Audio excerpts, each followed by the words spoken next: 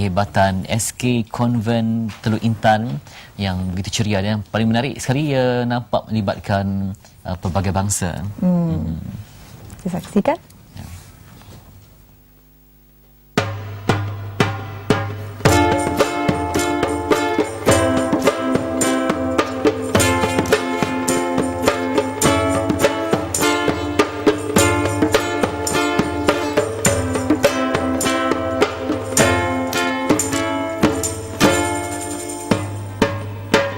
Siapa bilang aku seperti dia?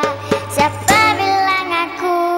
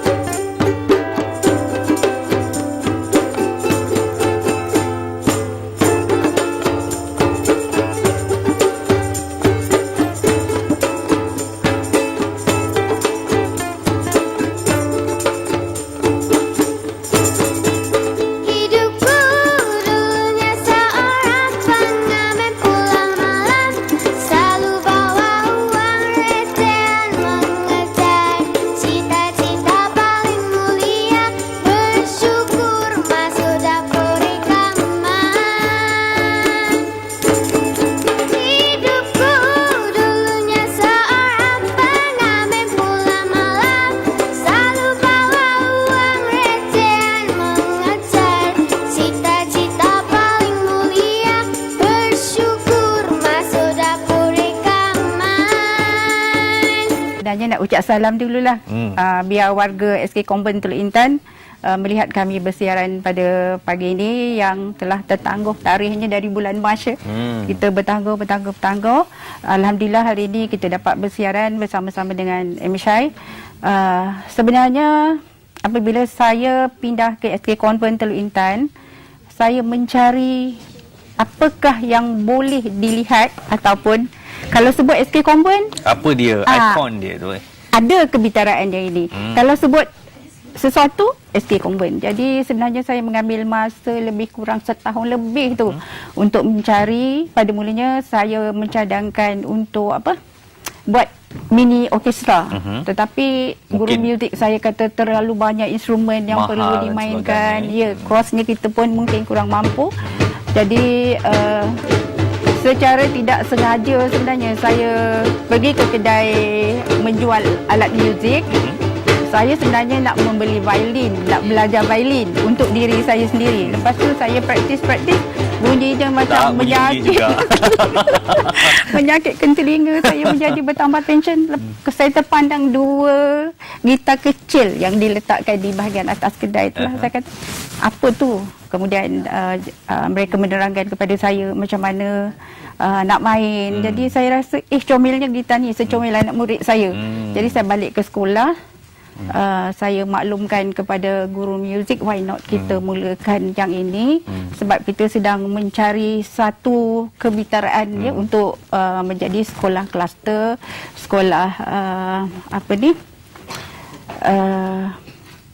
yang mempunyai ciri-ciri yang tersendiri. Kita ada, orang lain tak ada. Baik. Jadi alhamdulillah kita bermula. Sebenarnya saya perkenalkan kepada ibu bapa dalam Mesyuarat Agung PIBD pada 30 Mac tahun lepas. Kita dalam tempoh setahun dia jadi. Lepas tu terus dapat sambutan. At the end of April kita hanya ada 4 murid saja. Dan sekolah beli 4 jadi 8. Dari situ kita bermula. Kita buat persembahan yang pertama sempena Hari Guru di peringkat daerah Heli Perak. Itu pun orang tak tahu kita offer. 14 mereka telah memenangi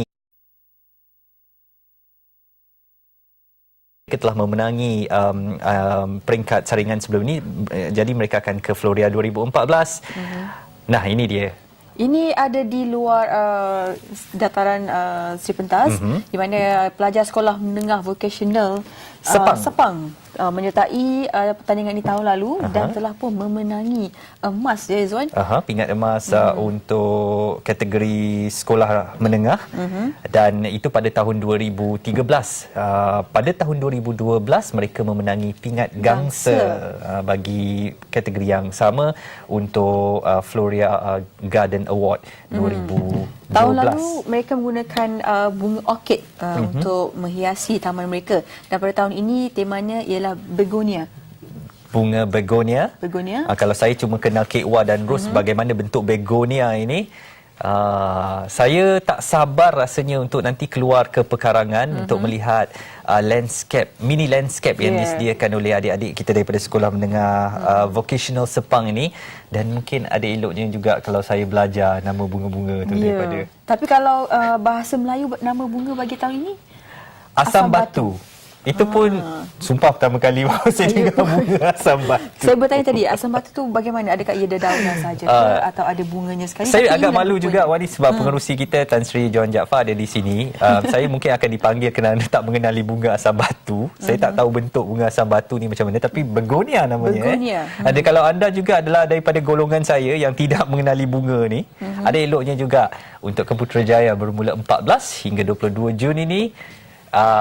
Ke Floria 2014. Nanti kalau boleh kita akan cuba sapa adik-adik kita di luar mereka sana. Mereka akan terus menghiasi pekarangan Sri Pentas dengan mini landscape daripada pohon begonia ini. Jadinya anda diharapkan terus bersama dengan kami untuk melihat hasilnya nanti.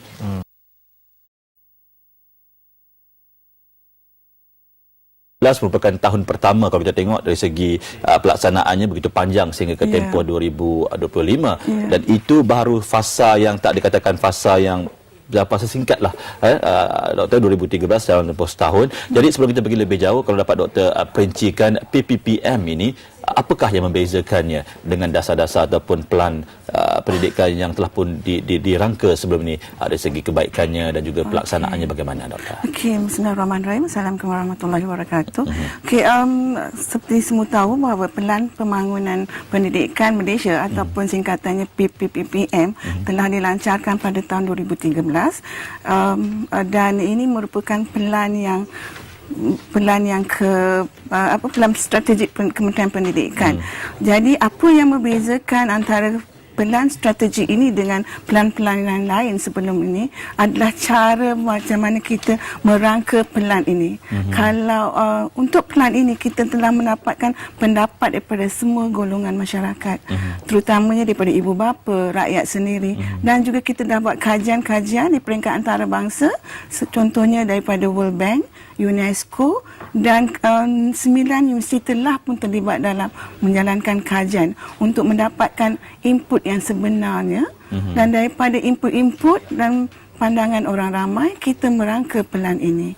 So dia bukannya hanya pelan untuk Kementerian Pendidikan, tetapi pelan untuk semua yang kita mengambil maklum daripada semua golongan masyarakat dari setiap peringkat. Okey, jadi Doktor, dalam tempoh setahun tu kalau kita nak ukur dari segi perkataan berjaya ataupun yang berkesan itu sendiri, bagaimana kalau dapat Doktor kongsikan dalam tempoh 2013 itu sejak dilaksanakan pelan PPPM? Okey, kalau ikutkan, kalau umur budak pun setahun tu muda lagi, jadi kami pun masih lagi dari peringkat awal.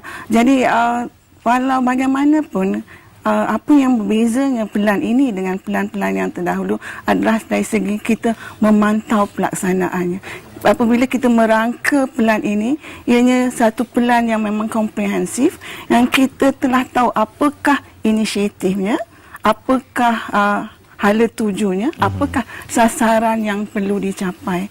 Kalau dan itulah yang membezakan, contohnya kalau satu inisiatif itu kita dah merangka daripada apakah sasaran yang kita nak, KPI yang setiap, kalau sebelum ini kita di kementerian tu kurang berfokus kepada KPI, tetapi untuk kali ini kita lebih berfokus kepada apakah KPI-nya, dan KPI outcome-nya mestilah berasaskan kepada keberhasilan murid.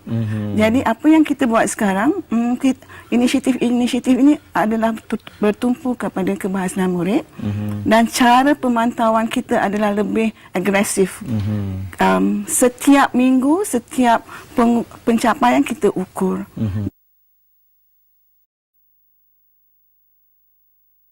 Dalam usaha untuk transformasikan mereka sebelum bersedia dengan cabaran yang digariskan oleh PPPM itu. Pertama sekali kita sekarang harus bergerak daripada sistem persekolahan sahaja kepada sistem pembelajaran, mana learning system. Maknanya dimasukkan, kalau tak dulu pembelajaran murid ni bergantung kepada apa yang berlaku di sekolah. Tapi sekarang ni sepatutnya kita menekankan bahawa pembelajaran murid itu kepada learning system, itu maknanya di luar sekolah pun mereka boleh terlibat dengan pembelajaran. Jadi maknanya peranan ibu bapa ni sangat penting. Dia, kalau kita tengok sarana ibu bapa, di mana ibu bapa tu diberikan beberapa garis panduan bagaimana nak membantu anak-anak mereka berada di rumah, menyediakan tempat belajar yang sesuai, melihat kerja rumah mereka dan selalu memberikan jadual belajar dan sebagainya. Begitu juga kalau di sekolah, maknanya ibu bapa boleh datang ke sekolah, misalnya berbincang dengan guru-guru tentang masalah pembelajaran anak mereka. Itu satu aspek pembelajaran murid. Tapi sebenarnya peranan ibu bapa sebagaimana yang tadi ditunjukkan banyak. Mereka boleh membantu. Contohnya mereka, ibu bapa boleh menjadi jurulatih bola sepak misalnya. Ibu bapa boleh menjadi pakar motivasi, ataupun katakan guru ibu bapa yang bagus dalam pengajaran bahasa Inggeris boleh membantu sekolah meningkatkan kecemerlangan bahasa Inggeris. Maksud PIBG ni masih lagi media aktiviti PIBG masih, tapi penglibatan ibu bapa ni tidak terhad pada PIBG saja. Tapi maknanya ibu bapa yang secara individu sukarela boleh datang. Maksudnya ada public engagement. Di setengah negara macam di Korea, ibu bapa ni boleh masuk dalam bilik darjah melihat anak dia belajar, duduk di belakang lah. Melihat, dan nanti dia tahu apa sebenarnya apa yang anak mereka belajar, dan mereka boleh menyokong di rumah misalnya. Baik, Datuk, kalau terlihat kepada antara kita fokus kepada sekolah-sekolah ni, kita sedia hari bahawa ada sekolah yang prestasi tinggi, mungkin sekolah di kawasan kampung yang juga mungkin memerlukan kepakaran, dana dan sebagainya. Bagaimana ini dapat diseimbangkan, Datuk? Termasuk kawasan di pedalaman sebagainya? Sebenarnya kalau kita hendak membantu kawasan luar bandar dan perandan ini bukan saja dari aspek keuangan ataupun fizikal dan sebagainya, kemudahan-kemudahan asas seperti sekurang-kurangnya macam keperluan asas bagi sebuah bilik darjah di sekolah mesti mencukupi. Selain daripada itu, misalnya kita perlu menyediakan guru-guru yang berkualiti di sana. Kita hantar guru-guru yang bagus-bagus, yang cemerlang, kita hantar ke luar bandar. Mereka boleh bantu meningkatkan pembelajaran murid begitu. Dan begitu juga dengan kepemimpinan sekolah. Maka kita boleh letakkan pengetua yang hebat, yang bagus di luar bandar. Dan ini terutamanya kalau dia menjadi pemimpin instruksional, mereka boleh meningkatkan kecemerlangan sekolah itu. Jadi banyak perkara, bantuan ini bukan saja dalam bentuk dana peruntukan, tapi dalam bentuk sumber manusia, dalam bentuk macam contoh sekarang kita ada SISC, School Improvement Specialist Coach tu, ataupun kita juga ada SIP, yang ini boleh membantu meningkatkan kompetensi guru-guru dalam pengajaran dan juga meningkatkan kompetensi kepimpinan sekolah. Dan ini dan selain daripada itu juga kita menggerakkan PIBG misalnya. Kita harapkan supaya PIBG di luar bandar ini juga, kalau mereka tidak mampu dari segi keuangan, dia boleh bantu dari segi tenaga misalnya. Kita tengok pernah setengah sekolah di mana dia mengadakan kelas-kelas malam. Ibu bapa boleh bantu dari segi misalnya memastikan murid-murid ini misalnya balik ke rumah dengan selamat sampai ke rumah dan sebagainya. Ada sekolah-sekolah saya tengok begitu. Betul, dia sumbangan dari tenaga pribadi. Komitmen.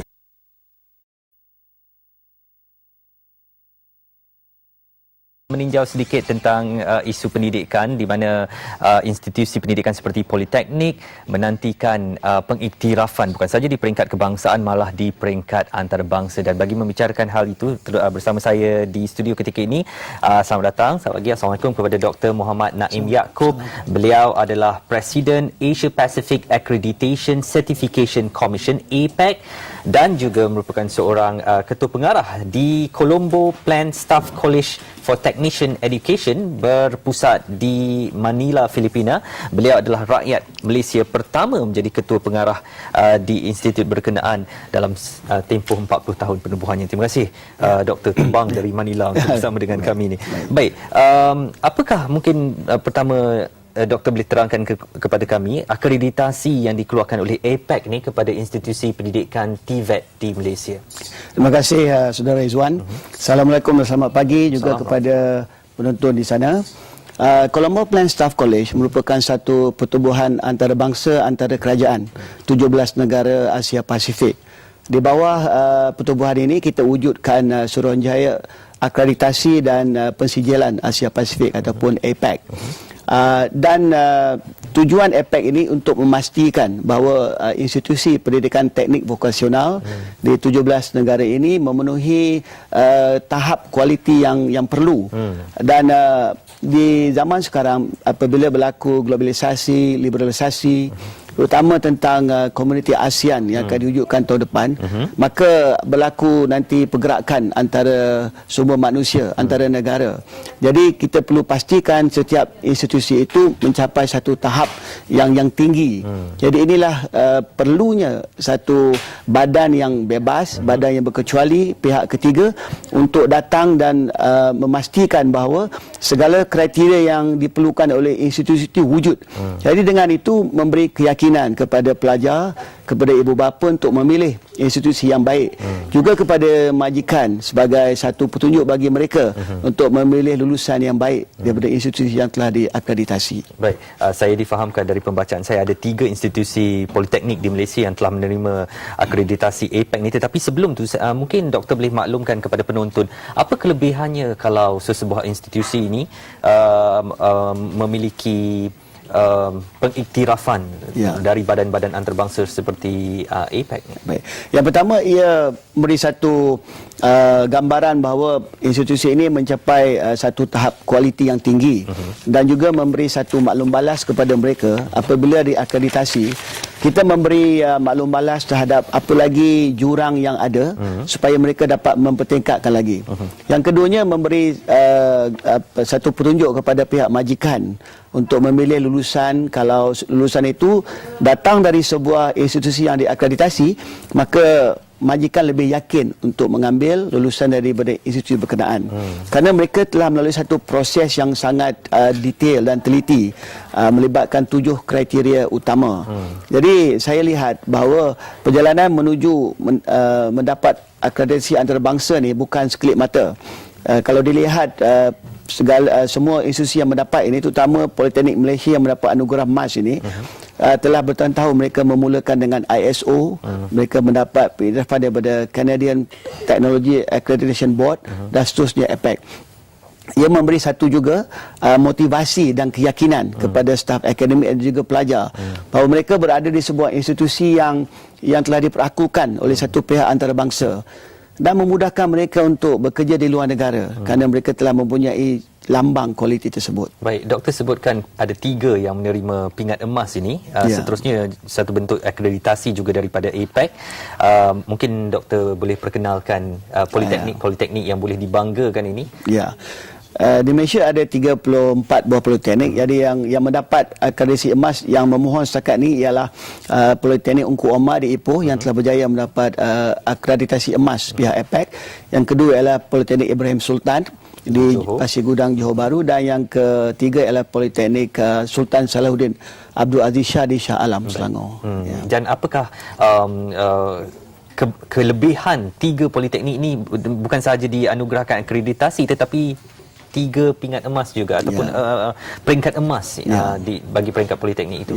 Dalam sejarah 10 tahun penubuhan APAC dan 6 tahun setelah kita memulakan akreditasi pertama, 80 lebih institusi telah memohon. Cuma 37 yang berjaya mendapat akreditasi. Daripada 37 itu 3 saja mendapat emas, iaitu 3 politeknik yang saudara Izwan sebutkan tadi. Kelebihan mereka ialah dari segi 7 kriteria itu mereka mencapai tahap yang sangat tinggi. Contohnya dari segi perundingan, dari segi berjaya mendapat memenangi banyak pertandingan di peringkat nasional dan peringkat antarabangsa, sama ada disertai oleh pelajar ataupun pensyarah mereka. Mereka banyak membuat jaringan kolaborasi dengan pihak industri sebagainya, dan juga mempunyai kadar pasaran graduan yang tinggi.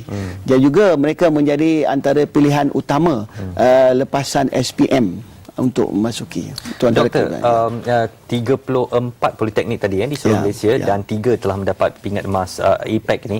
Mungkin bakinya itu kalau mereka berminat untuk mencapai tahap seperti 3 politeknik lain ini, apakah pihak APAC dalam memberi akreditasi itu sudi juga memberi tunjuk ajar, nasihat kepada pihak-pihak yang berminat nak mendapatkan pengiktirafan begini? Baik. Seperti saudara Izwan tahu, kualiti bukanlah satu destinasi, satu perjalanan. Maka anugerah ini perlu dipertahankan. Kerana dia mempunyai tempoh laku selama 4 tahun.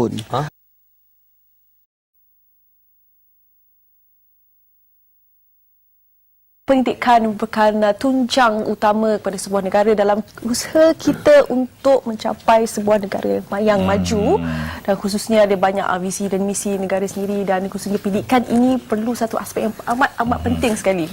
Dan yang terkini apa yang telah pun digarapkan ataupun telah pun direncanakan oleh kerajaan, khasnya Kementerian Pendidikan, iaitu termasuklah Pelan Pembangunan Pendidikan Malaysia 2013-2025 yang mencakupi segenap aspek, termasuklah pendidiknya, ibu bapa dan juga warga kementerian itu sendiri. Dan bercakap mengenai pendidikan ini juga, Nurul, ada seorang individu yang memang sebut saya namanya akan terkenal seantero Malaysia.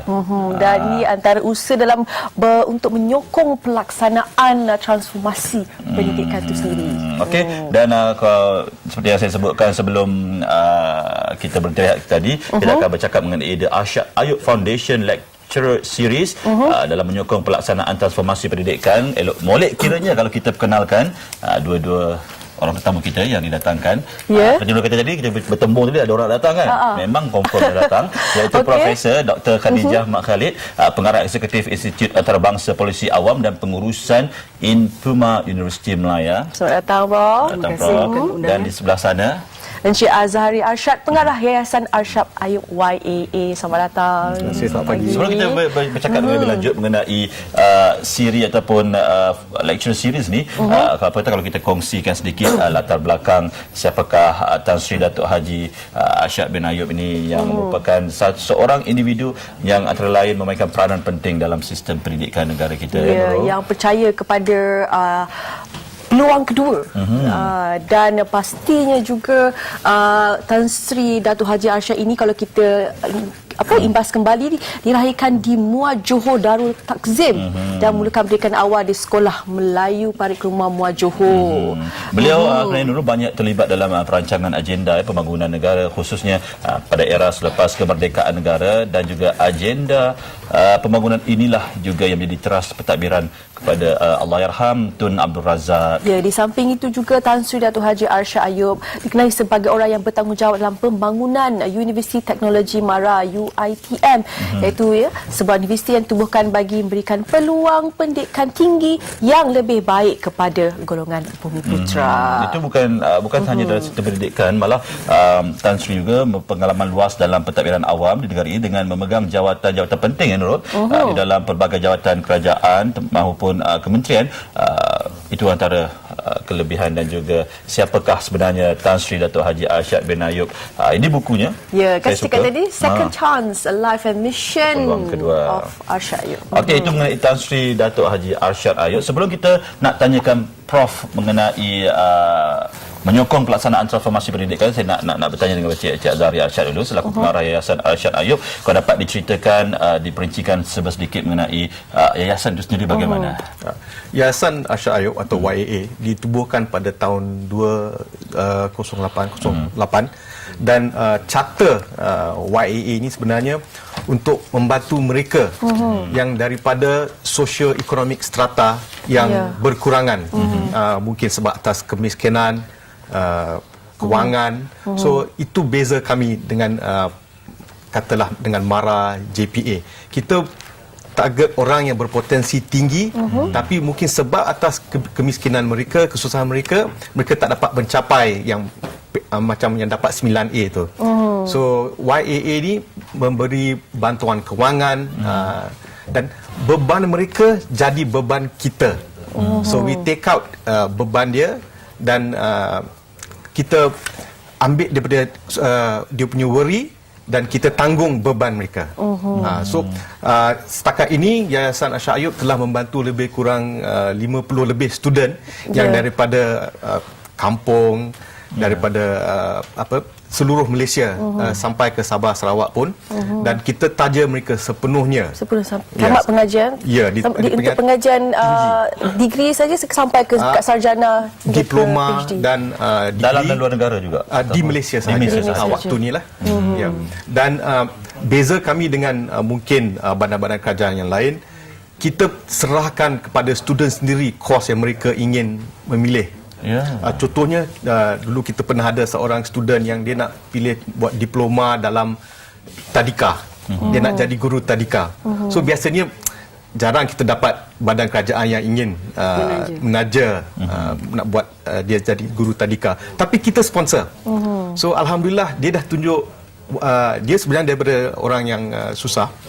So daripada seorang average student, dia naik kepada memang way above average student. So itu role YAA. Dan bercakap mengenai kolaborasi bersama dengan Impuma ini, Cik Azhari, kalau dapat diceritakan kenapa sistem pendidikan ataupun topik berkisar mengenai pendidikan itu dipilih, satunya, dan yang kedua, bagaimana jalinan kerjasama ataupun dipilih Impuma itu sendiri dalam menjadi rakan kolaborasi dalam syarahan ataupun lecture series ini? Kita percaya yang Impuma ni memang badan yang paling best equipped untuk mengendalikan projek YAA ni. Sebab latar belakang mereka their international background. Dan tak ada negara yang boleh maju tanpa pendidikan. So bagi YAA dan bagi Impuma dan untuk kerajaan Malaysia juga, education ni adalah strategic trust untuk negara kita. So inilah daripada first series of lectures YAA akan buat dengan Impuma. So Dan mungkin Prof boleh jelaskan antara pengisian untuk pada petang ini akan berlangsung pada 2:30 petang. Jadi mungkin pengisiannya dan juga signifikasi antara intipati yang akan dilakukan nanti dan moderatornya oleh pensyarah saya sendiri pula tu. Jadi mungkin Prof boleh kongsikan. Kalau saya boleh tambah sedikit terlebih dahulu apa yang diceritakan oleh Encik Azhari mengapa Impuma berkolaborasi dengan Yayasan Aisyah Ayub mungkin ramai orang tak tahu yang Tan Sri Aisyah Ayub sebenarnya adalah pengerusi lembaga pengarah Universiti Melaya. And he is still a chairman. So throughout the years as chairman Tan Sri Aisyah Ayub banyak menyokong aktiviti-aktiviti Impuma dan ini adalah bertepatan because Impuma ni merupakan satu institut di Universiti Melaya yang banyak mengendalikan, menganjurkan program-program berteraskan kepimpinan, governance, dan apatah lagi apabila dicadangkan oleh Tan Sri Aisyah sendiri, kami bekerjasama dengan Institute of Leadership, Educational Leadership, IEL, yang juga adalah merupakan satu unit di bawah Chancellery Universiti Melaya. Kami macam adik-beradik lah, Impuma dan juga Institute of Educational Leadership yang diterajui oleh Profesor Alma Harris yang merupakan pembicara pada petang ini. So it's all in the family and I think it's for a good cause. Educational leadership. So antara teras utama Impuma dan juga IEL dan Yayasan Ayub Foundation, saya rasa kami telah menemukan tiga-tiga ni lah dan saya rasa ini yang kami perlu ketengahkan. Dan pagi petang ini Profesor Alma Harris sebelum itu beliau ada menulis buku ni yang diterbitkan pada tahun ini, Distributive Leadership Matters dan saya rasa kita amat beruntung kerana Profesor Alma yang merupakan seorang pakar dalam bidang pendidikan mengkhususkan kepada kepimpinan di peringkat sekolah, merupakan seorang pensyarah profesor di Universiti Melaya. Dia telah berkhidmat sejak 2 tahun yang lalu dan saya rasa ini merupakan satu usaha yang baik di mana beliau akan berkongsi idea, pandangan, pendapat mengenai bagaimana boleh kita sebuah negara yang amat menitik beratkan pendidikan dan pendidikan, saya percaya saudara dan juga saudari kami semua merupakan, kita percaya bahawa education is a very important aspect. Semua adalah consumers pendidikan jadinya anak-anak di sekolah rendah, menengah, college, universiti jadinya pada petang ini beliau akan berkongsi pandangan, pengalaman bagaimana untuk mewujudkan untuk meningkatkan prestasi sekolah-sekolah khususnya quality education educational performance dan ini telah akan dibangkitkan, saya percaya the importance peri pentingnya kepimpinan di peringkat sekolah. Peranan guru-guru besar, pengetua dan juga guru-guru.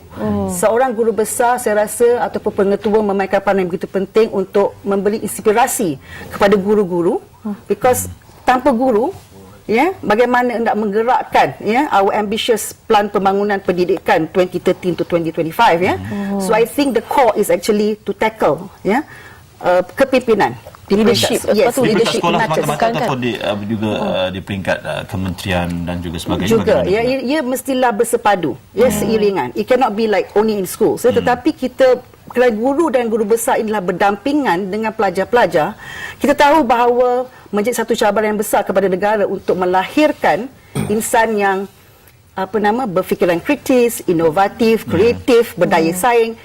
Kalau kepimpinan di sekolah tidak memberikan contoh ataupun mereka tidak mampu untuk menggerakkan itu, bagaimana untuk melahirkan para pelajar yang kreatif, inovatif and world class. Okay, Prof. Cik Azhari sendiri, siapa yang dari segi mereka yang boleh datang dan sebagainya itu, ada lagi ke ruang untuk mereka yang mereka yang masih lagi ingin hadir ke lecture series ini, kalau bagaimana, kalau dapat dihubungi ataupun sebarang kita our lectures open. So sesiapa pun boleh datang sebenarnya. Hari ini 2:30 petang di mana tu? Di auditorium Tun Sufyan, Fakulti Undang-Undang. Memang sedang cari sebab depan KL Gate tu UM ada beberapa dekat je masuk pintu utama tu. And then auditorium itu boleh memuatkan sehingga 450 orang. Setakat ini saya rasa dah hampir 300 yang menyatakan hasrat untuk hadir. So ada ruang lagi. Kalau boleh hubungi kami, kalau sempat lagi, I'm sure ada tempat lagi. Ya, nombor taliannya kalau saya ingatlah, kalau Impuma lah 037903 7967 79 70 dan 72. Okey. Right. Itu Yang menarik tentang Wind Orchestra, finale Wind Orchestra Sekolah Berasrama Penuh, yang mana sebelum ini menampilkan 8 hingga 9 pasukan. Kali ini hanya top 5 yang terpilih dikuasai oleh sekolah-sekolah premier seperti Alam Shah, Star TKC. Tetapi juaranya ialah pasukan dari Sekolah Menengah Sains. Yang juru kali ini juara itu Sekolah Menengah Sains Machang, termasuk penampilan konduktor terbaik oleh pasukan Star. Ini kehebatan pelajar SPP beraksi di pentas finale. Saksikan.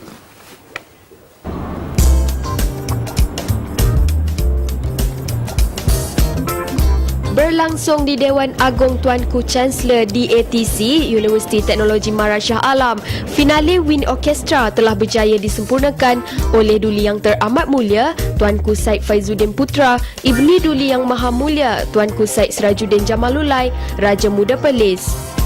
Diadakan buat kali ke-16, acara ini melibatkan 5 buah sekolah berasrama penuh dari seluruh Malaysia yang berjaya melayakkan diri ke pusingan akhir. Tujuan kita terlibat adalah kita merasakan pengalaman musikal yang positif adalah sangat penting bagi setiap murid lah, setiap kanak-kanak. Jadi kita sangat menyokong program asrama penuh ni kerana mereka memahami kepentingan muzik dan bagaimana muzik boleh melahirkan seorang individu yang holistik dan yang mempunyai kekuatan dari semua aspek. Contohnya kalau you lihat mereka buat persembahan itu 80 orang, 60 orang sekurang-kurangnya lah harta pentas tu. Itu latihan yang terlibat untuk mereka boleh membuat persembahan bersama. Dia punya disiplin, dia punya dedikasi, komitmen. Jadi bukan mudah. Pasal anak-anak ni kebanyakan daripada mereka bila masuk ke sekolah sebenarnya dia tak pernah bermain alat muzik. Pasukan yang terlibat pada Sabtu lalu adalah Sekolah Tuanku Abdul Rahman Perak, Kolej Tunku Kursyah Negeri 9, Sekolah Sultan Alam Shah Putrajaya, Sekolah Datuk Abdul Razak Negeri 9 dan Sekolah Menengah Sains Machang Kelantan. Setiap pasukan diberi masa 15 minit untuk mempersembahkan 2 buah lagu yang tidak diharamkan di Malaysia. Manakala instrumen haruslah mengandungi alat muzik seperti woodwind atau perkusi, tetapi tidak dibenarkan sebarang alat muzik tradisional.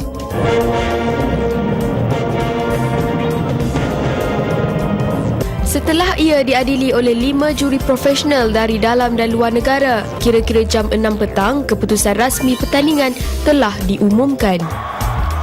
Sekolah Menengah Sains Machang dinobatkan sebagai juara dengan hadiah berupa piala pusingan serta wang tunai RM5,000. Membawa pulang piala pusingan serta wang tunai RM500, konduktor terbaik pula dianugerahkan kepada Sekolah Datuk Abdul Razak Negeri 9. Kami mendendangkan Pancinelo Overture to a Romantic Comedy dan Tanah Pusaka. Tentunya kami merasa bangga dan merasa sangat gembira kerana usaha penakdalan kami selama setahun lebih untuk lagu ini telah berjaya terbalas. Perasaan sebelum tanding memanglah adatnya kami semua agak berdebar kerana persediaan kami merasakan cukup, tapi sebalik kami merasakan cukup. Dan apabila melihat pasukan yang sama hebat sama bertanding, buatkan kami berasa sedikit gusar, tapi alhamdulillah kami berjaya menangkap anugerah juara. Sebagai konduktor, kamu seorang, kamu kena handle 60 orang. Kamu kena memikirkan idea untuk menyuapkan kepada players orkestra tersebut. Pada mula saya sedih kerana mendapat hadiah sebuah hati. Dan apabila telah dinamakan sebagai konduktor terbaik, alhamdulillah saya amat gembira, memang berdebar, excited.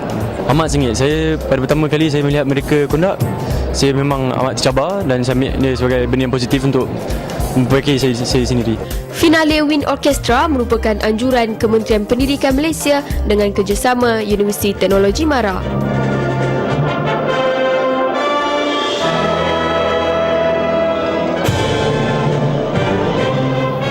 Saya di sana memang rasa meremang lah sebab kehebatan pelajar beraksi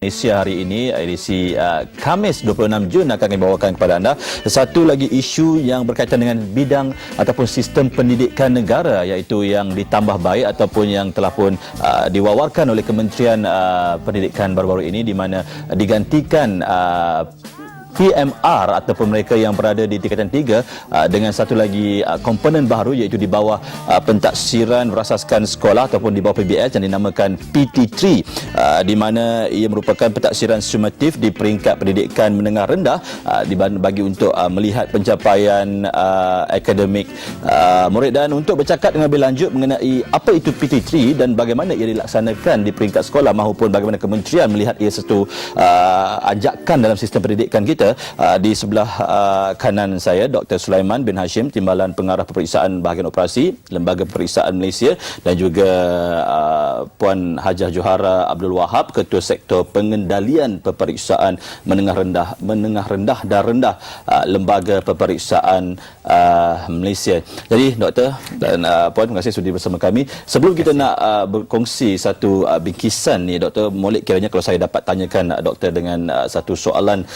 Dikatakan PT3 ini merupakan pentaksiran sumatif. Kalau kita tengok elemen dalam PBS ataupun pentaksiran berasaskan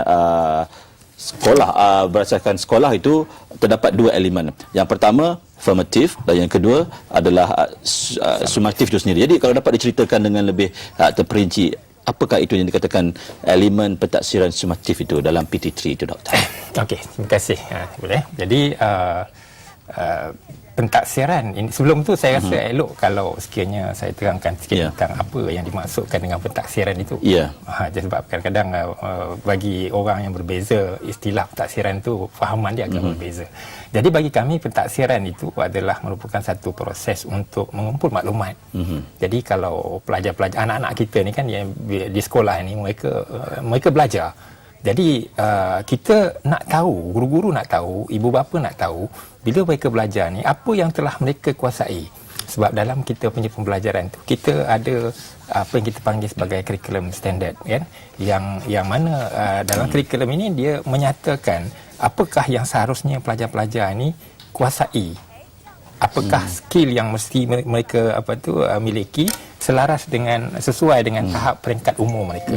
Jadi proses pentaksiran ni kita kena lakukan untuk memberi maklumat kepada guru-guru, untuk memberi maklumat kepada ibu bapa sejauh mana mereka telah kuasai kemahiran-kemahiran ilmu pengetahuan yang dinyatakan dalam kurikulum tu. Jadi dalam proses pentaksiran ini kita ada dua tujuan yang kita buat. Yang pertama sekali adalah pentaksiran hari-hari yang kita lakukan, sebab guru bila dia mengajar dalam murid, dia nak tahu sejauh mana murid dah menguasai apa yang dia ajar tadi. Jadi kerana itu proses pentaksiran itu perlu berlaku. Jadi proses pentaksiran formatif ni adalah pentaksiran yang dilakukan secara berterusan oleh guru. Jadi misalnya kalau guru tanya soalan pada murid-muridnya, berapa ramai yang dah faham apa yang saya terangkan tadi, kan itu adalah satu proses pentaksiran yang berterusan dilaksanakan dalam kelas. Jadi dia tidak formal bentuknya. Tapi pentaksiran summative ini dia bersifat lebih formal lagi. Jadi kita buat misalnya kita buat di hujung sesi pengajaran. Jadi dalam perancangan pengajaran itu guru mungkin mengajar topik-topik yang tertentu, kan, dalam kelas. Misalnya matematik, dia mengajar tentang kemahiran untuk penambahan, misalnya tambahan operasi tambah. Tapi selepas dia ajar sepanjang topik itu, dia nak tahu sejauh mana pelajar-pelajar telah mencapai kefahaman dan kemahiran yang dihasratkan. Jadi kita buat satu ujian misalnya di akhirnya itu. Jadi dalam sekolah kita memang sebelum ini kita ada ujian penggal, ujian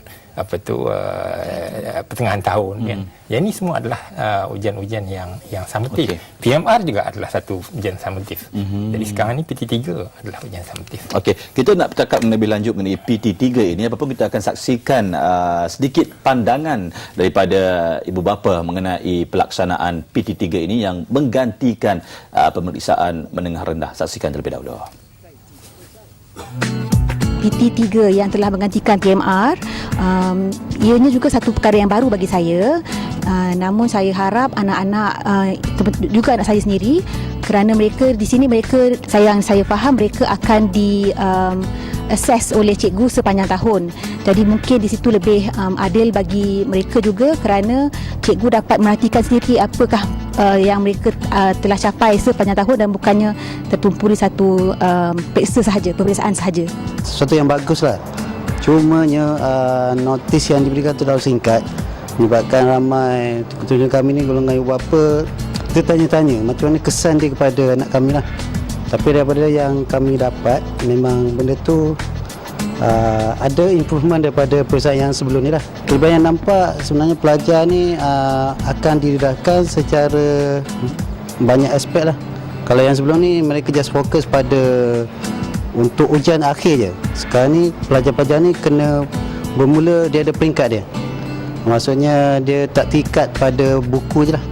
Dia kena cari daripada internet dan begitu muramah orang dan sebagainya lah untuk dapatkan maklumat. Masa saya dapat tahu PT3 ni ialah benda yang baru, kita tak pasti lagi, tapi setelah dengar segala penerangan yang diberikan, alhamdulillah lah saya rasa benda tu elok sebab dia hanya buat pelajar tu hanya bukan fokus pada exam tapi assessment secara seluruh dan bagi saya benda tu kita kena anggap sebagai benda yang positif lah supaya lagi pun kita nak melahirkan generasi yang boleh berfikir, yang boleh mengeluarkan pendapat. Jadi saya rasa saya rasa ini adalah satu langkah yang baik.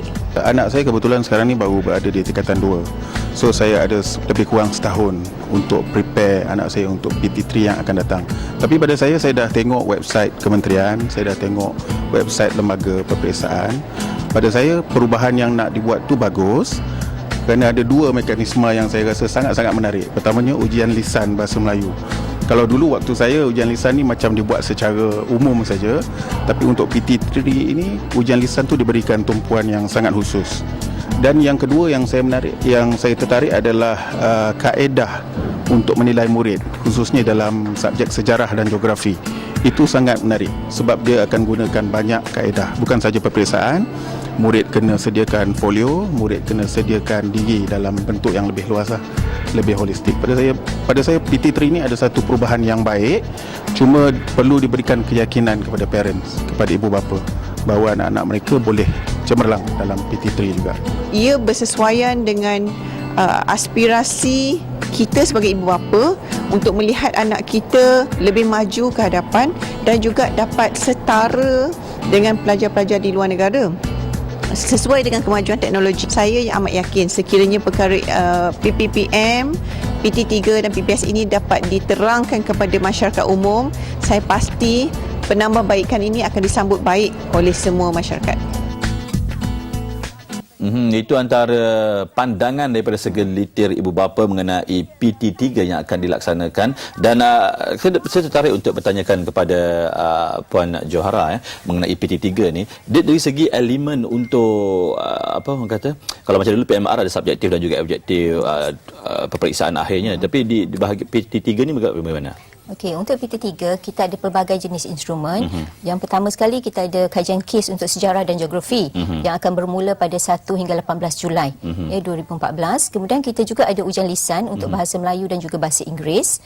Okey, dan kita ada juga ujian bertulis. Ujian bertulis ini untuk bahasa Melayu, bahasa Inggeris, pendidikan Islam, kemahiran hidup dan juga bahasa-bahasa seperti bahasa Arab, bahasa Cina, Tamil, kedarjatan dusun dan juga bahasa Iban. Difahamkan soalan akan dibuat oleh lembaga peperiksaan sendiri, tetapi dari segi pemarkahan dan juga sebagainya 100% pengawasan dan sebagainya oleh pihak sekolah. Begitu. Tetapi ini ada salah satu isu yang sering kali saya dengar bila pergi ke sekolah dan jumpa dengan guru-guru maupun pelajar-pelajar tingkatan 3, ada yang mengatakan bila mana diadakan PT3 ni dalam waktu terdekat ini adalah tidak adil bagi mereka. Bila mana 1 hingga 18 Julai akan diadakan peperiksaan, tetapi keputusannya baru sahaja dicapai baru-baru ini. Jadi menjadikan satu bebanan dan juga tekanan kepada pelajar itu sendiri. Jadi Puan sendiri bagaimana melihat keadaan itu? Adakah itu merupakan bebanan? Jadi bagaimana nak counter balik? nak membantu pelajar kan. Okey, sebenarnya macam ni, 1 hingga 18 Julai ni kita akan ada kajian kes untuk sejarah geografi dan perkara ini bukanlah perkara baru dalam sistem pentaksiran kita, di mana semasa PMR dulu pun kita ada kerja khusus sejarah dan geografi di mana murid-murid ini akan melaksanakannya daripada bulan Februari hingga Julai, kerja khusus sejarah dan geografi. Tetapi untuk kajian kes sejarah geografi dalam PT3 ini mereka diberi 6 waktu PDP, waktu pengajaran dan pembelajaran dalam kelas, untuk melaksanakan menulis laporan bagi kajian kes ini. Dan kalau kita lihat di portal lembaga peperiksaan sekarang ini pun dah ada tugasan yang dimuat naik untuk sejarah dan geografi ini. Doktor, bila mana Dr.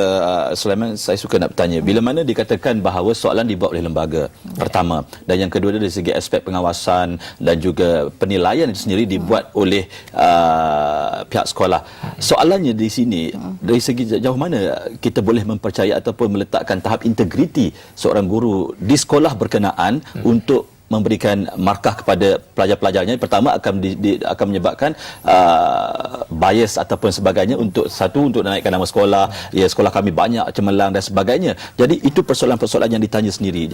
Doktor, bagaimana? Ya. Tapi sebelum tu saya mungkin nak tambah sikit dengan apa Johara kata tadi itu tentang ketidakadilan, mungkin dilihat sebagai terlampau suntuk sangat dengan exam ni kan. Silakan. Tapi sebenarnya pelajar-pelajar kita ni bila dia belajar di sekolah, dia mengikut perancangan kurikulum tu, dia dah dinyatakan dalam tempoh setahun tu apa yang dia nak capai mengikut peringkat masa dan sebagainya. Jadi dari segi pengajaran pembelajaran dia macam ini, kalau sekiranya kita taksir pelajar sebelum dia habis belajar, yang itu tidak adil. Tapi kalau kita taksir pelajar-pelajar itu selepas dia habis topik yang sepatutnya dia ajar kan, dan yang itu tak ada timbul isu ketidakadilan. Saya setuju. Okey, tetapi persoalannya sekarang pelajar-pelajar itu sendiri tidak faham. Adakah kita nak duduk peperiksaan akhir seperti PMR, kita study hard dan study smart dan sebagainya? Adakah kita perlu buat macam katakan tadi folio dan juga sebagainya? Itu juga mindset pelajar itu sendiri juga tidak lagi belum bersedia, tidak tahu arah tuju. Jadi doktor sendiri bagaimana? Itulah saya peranan guru ke ataupun peranan guru tu penting untuk menyediakan anak-anak. Tapi kerana tu fokus kita sebenarnya dalam pendidikan ni adalah untuk memastikan perkembangan pelajar itu kan mengikut perancangan kurikulum yang telah disediakan. Jadi selagi mana guru-guru mengikut perancangan itu, takkan timbul isu. Tapi cara kaedah pentaksiran cuma sekarang ni sebenarnya kita lebih meriah lagi. Kalau dulu kan pentaksiran ni hanya pen and pencil saja. Itu saja. Tetapi sekarang ni kita dah mempelbagaikan kaedah pentaksiran itu. Skill tu lagi bertambah. Lebih bertambah. Tapi dalam konteks kepercayaan guru-guru yang memeriksa integriti itu sendiri. Sebenarnya kita sebenarnya memang meyakini bahawa guru-guru kita ni adalah individu yang berintegriti. Kerana tu kita pun hantar anak-anak kita percaya. Kita anak guru-guru kita didik anak-anak kita ni kan. Cuma concern masyarakat terhadap integriti itu kita ambil maklum. Kerana itu dalam kita memberi kepercayaan kepada guru untuk membuat pemeriksaan ini, kita juga menyediakan satu prosedur untuk memastikan integriti itu berada pada tahap yang tinggi. Jadi antara prosedur yang kita telah tetapkan adalah proses apa yang kita panggil sebagai verifikasi dan moderasi yang dilaksanakan untuk memastikan apabila guru-guru ini menanda kertas jawapan itu kan, markah yang diberi itu mengikut standard yang telah ditetapkan. Jadi ini adalah dua proses yang kita latih guru-guru kita macam mana nak buat. Kalau Puan boleh tambah, kalau kita tengok kalau perakaunan ada juru auditnya. Setiap kes tu akan dipik satu persatu untuk diambil macam contoh sampel kes dan sebagainya. Tapi dalam kes PT3 ni juga pemakahan guru-guru tu juga akan dipantau oleh lembaga sendiri. Ya, betul.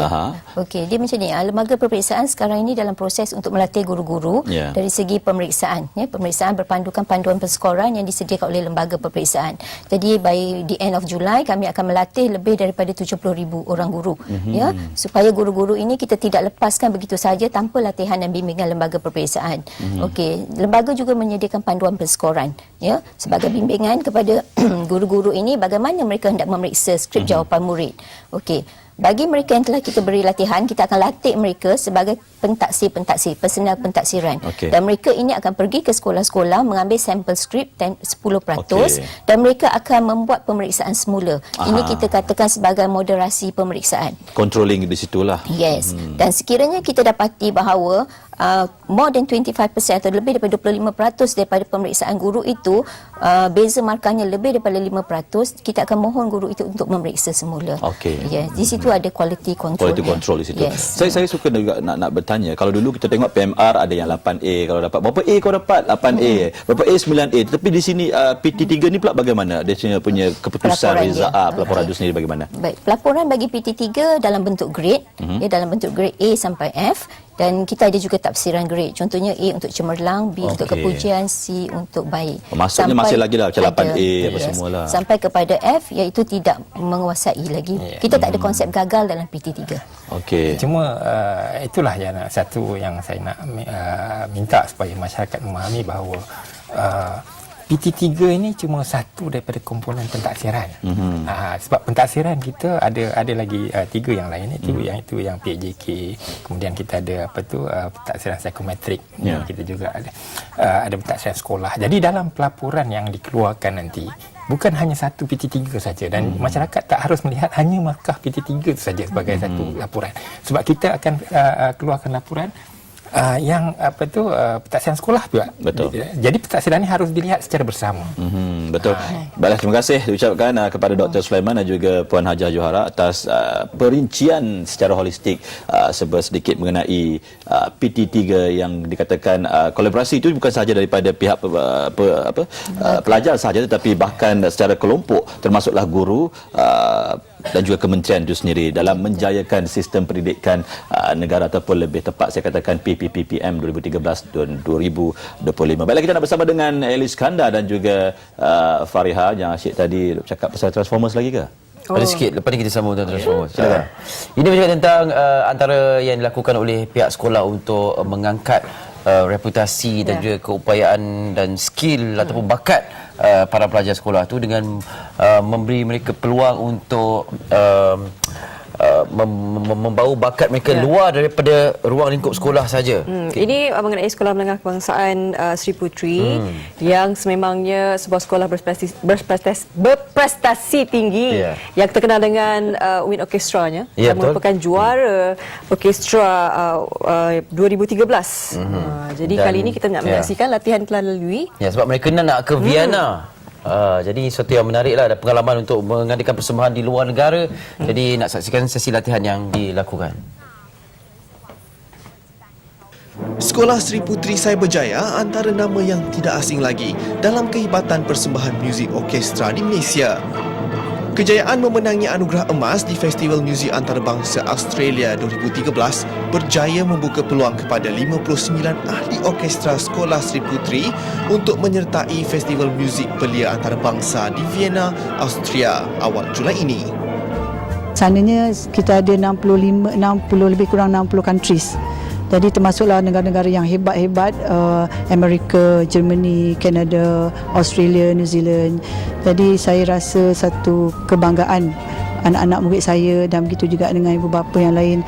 Kami mendapat peluang menjejak kaki ke sana, dan saya juga dimaklumkan kami adalah merupakan sekolah asrama penuh yang pertama yang dapat menjejakkan kaki membuat persembahan di Vienna sana. Persediaan mengadakan persembahan di Vienna dilakukan setiap hari bermula sejak awal tahun lagi. Nur Fahana merupakan salah seorang daripada 3 peserta yang bakal mengambil peperiksaan Sijil Pelajaran Malaysia SPM tahun ini. Namun, minat mendalam terhadap bidang ini tidak menjejaskan semangatnya untuk terus memenuhi jemputan persembahan antarabangsa tersebut. Dia macam ura-ura je dapat pergi Vienna ni, dan bila Abang Raja dan dengan cikgu-cikgu semua dah macam berusaha untuk dapatkan dana semua tu, jadi macam sekarang macam sangat gembira lah, sebab next week je yang dapat kita pergi ke Vienna. Jadi saya tak sabarlah untuk dapat mewakili negara untuk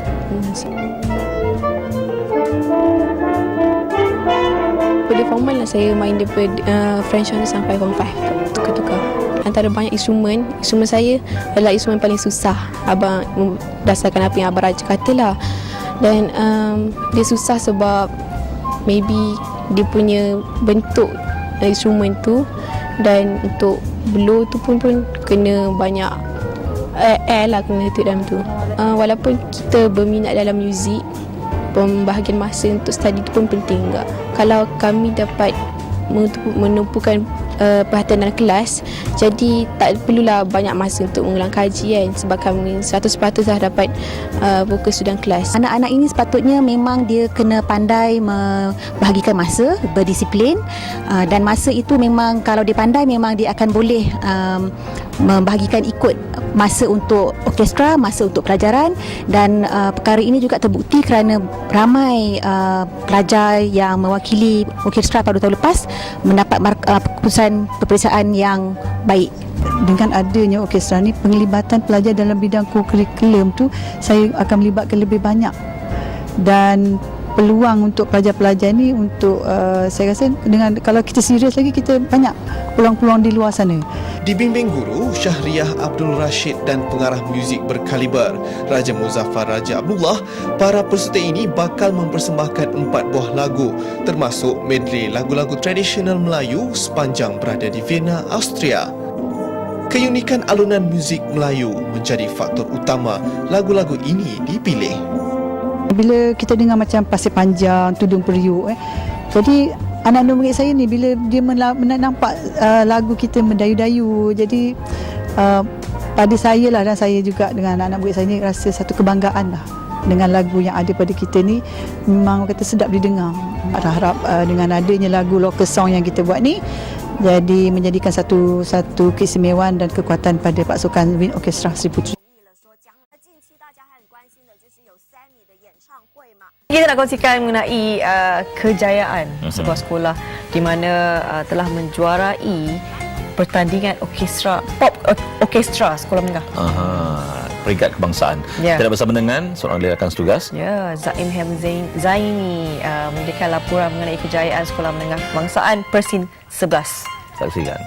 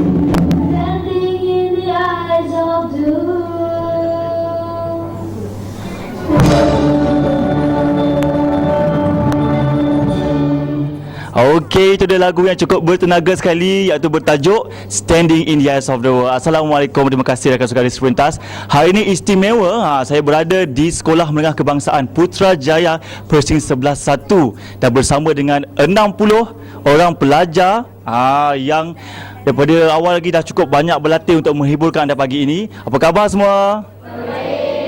Tengok ceria semua ni. Walaupun kami ucapkan tahniah kerana mereka ini merupakan johan untuk pertandingan orkestra pop patriotisme kebangsaan 2014. Tahniah. Cikgu dah belanja belum? Belum lagi. Okey, kita nak bersama terus dengan guru muziknya, iaitu Hishamuddin Mat Jahari. Apa khabar? Baik. Masuk dekat sikit.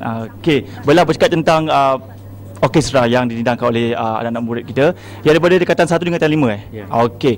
Mungkin nak kongsikan sikit bagaimana agaknya tercetusnya idea untuk menyertai pertandingan yang sekira amat menakjubkan seperti ini. Ya, okey, terima kasih. Saya rasa idea untuk menyertai pertandingan ini datangnya dicetus oleh pengetua kita sendiri, iaitu Puan Sri Halimah binti Abdul Majid, ya, yang mana dia nak melalui pertandingan ini kita boleh meletakkan tahap di mana kita nak capai kan. Jadi kalau kata pertandingan ini diadakan pada 21 Jun yang lalu, ya, betul. Baru lagi. Dan bagaimana agaknya kalau boleh Encik kongsikan dia punya sesi latihan. Saya fahamkan hari-hari berlatih ni mesti penat semua ni. Bagaimana? Okey, sebenarnya untuk pertandingan pada tahun ini kami dah plan awal lagi, di mana latihan telah pun bermula sejak tahun lepas lagi. Kami telah buat pada bulan 11 tahun lalu, kami buat camp music yang mana dalam pada sepanjang camp 4 hari itu kami jemput juga tenaga pengajar daripada luar, daripada UiTM Shah Alam. Kalau boleh kongsikan juga bersama penonton MH pagi ni, berapa buah sekolah yang terlibat dalam pertandingan akhir pertandingan orkestra pop ni? Pada tahun ini hanya 6 pasukan yang menyertai, tetapi kami rasa berbanggalah kerana boleh dikatakan semua sekolah yang bertanding itu merupakan sekolah SBP, sekolah berprestasi tinggi, sekolah kluster, dan kami ini hanya sekolah harian biasa tetapi boleh bergelar juara. Alhamdulillah. Tepuk sikit. Okey, kita nak tanya lagi cikgu sebenarnya ni, tapi kita juga nak menyapa beberapa orang saya nampak murid-murid yang gigih orang kata memainkan muzik lah daripada awal sampai sekarang. Kita nak bersama dulu dengan dia punya konduktornya, kira orang kuat lah dalam menghidupkan suasana muzik ni. Apa khabar adik? Baik. Nama saya Amirul Syamil. Okey, Amirul ni dikirakan sebagai mereka ataupun individu yang ditugaskan menghidupkan mood muzik ini. Macam mana Amirul mengendalikan 60 pelajar di bawah Amirul sendiri? Okey, saya sebenarnya tahun ni tahun pertama saya untuk conduct semua ahli orkestra ni. So dengan guru-guru dan juga profesor daripada UiTM sendiri telah banyak membantu saya untuk conduct orkestra tim ini. Jadi nak tahu jugalah sebab bukan mudah tugasan Amirul sendiri kan. Nak mengendalikan anak angkat ni punya lain, mengangkatnya punya lain, salah pusing dah punya lain. Macam mana Amirul melakukannya? Okey, saya banyak praktis dengan melihat video-video di YouTube, di internet dan sebagainya. So dengan tu saya dapat mengetahui banyak cara-cara untuk conduct, untuk kawal tempo semua. Okey, antara cabaran yang Amirul hadapi dalam memastikan mereka semua ni bermain dengan tempo yang betul. Okey, antara cabarannya ialah semua orang ni diorang ada different level. So ada yang baru, ada yang lama. So saya terpaksa untuk try untuk control dia punya tempo every time diorang main. Saya rasa pelajar-pelajar saya ni dah terbina dan terbudaya untuk menjadi pemain orkestra yang kita nak supaya dia seiring seperti juga pelajar-pelajar SBP dan juga pelajar-pelajar yang mempunyai peralatan orkestra yang lengkap.